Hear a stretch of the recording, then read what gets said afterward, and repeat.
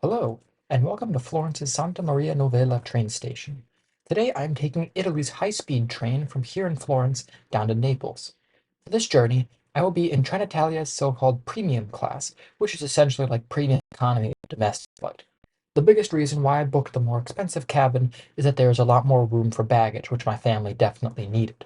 I had a great experience with Italian trains a couple of days before when I took a regional train from Florence to Pisa, but unfortunately, this trip wouldn't be nearly as pleasant as you will see in a few minutes. The seats on this train are configured in a 2-2 configuration with two rows facing each other to make a group of four seats with a table in the middle. There's a decent amount of legroom, and the table included EU plugs and a USB-A charging port to keep your devices charged. The journey started out fine, and we boarded our train right on time and were soon departing from Florence.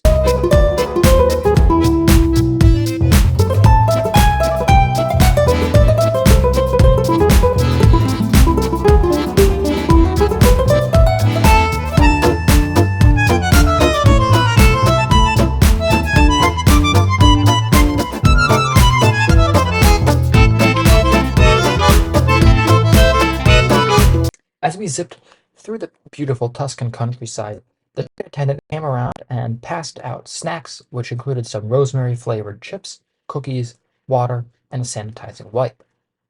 Soon after we got our snacks, we started to slow down for some reason and just creep along the tracks. We then got an announcement that there was apparently a fire right on or right next to the tracks, and as a result, we would be delayed for over 2 hours. We ended up stopping in a tiny little town called San Giovanni, which was just south of Florence. We waited at this train station for 2 hours and then slowly began making our way south again. This train was scheduled to take about 3 hours to get from Florence to Naples, and by this point we had been on the train for 2.5 hours and were barely out of Florence. Luckily, we were soon traveling at normal speed, which is about 150 miles an hour, much faster than any Amtrak train here in the US. The video boards that were spaced throughout the cabin, which had mostly just been showing them a map of where we were and what our speed was, then played a message saying, because of the delay, you're entitled to reimbursement, which is something that you would never see in the US, but EU law mandates. This made the delay a little less terrible, but it was still annoying because at this point we were supposed to be in Naples already, and we weren't even in Rome yet. Trenitalia's high-speed trains have Wi-Fi available for free, and it was very fast, and it included a large selection of free movies and TV shows, though I mostly looked out the window and enjoyed the Italian countryside that we were passing through.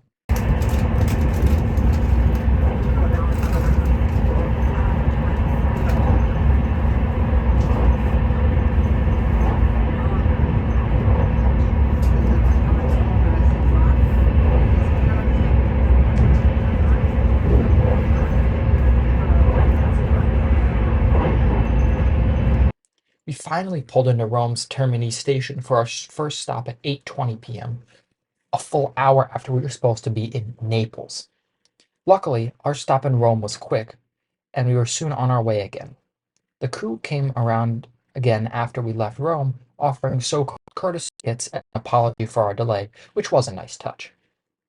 Those kits included a cranberry cookie, some olive oil flavored crackers, a water bottle, and another wipe. At this point, I was just tired and just ready to get off the train, but we still had over an hour to go to get to Naples.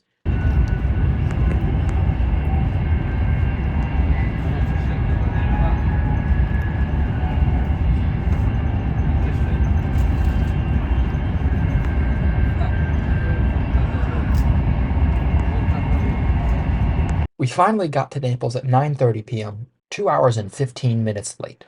Without the delay, this would have been a very pleasant journey, but unfortunately delays are something that is to be expected while traveling, and I was stuck with a particularly long one.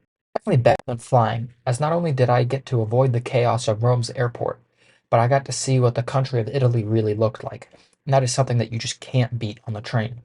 The fact that we were able to get reimbursed was great, and I wish these types of consumer protections were available here in the US. Thank you all for watching, and if you enjoyed, then be sure to hit the like and subscribe buttons, and I will see you all in my next trip report.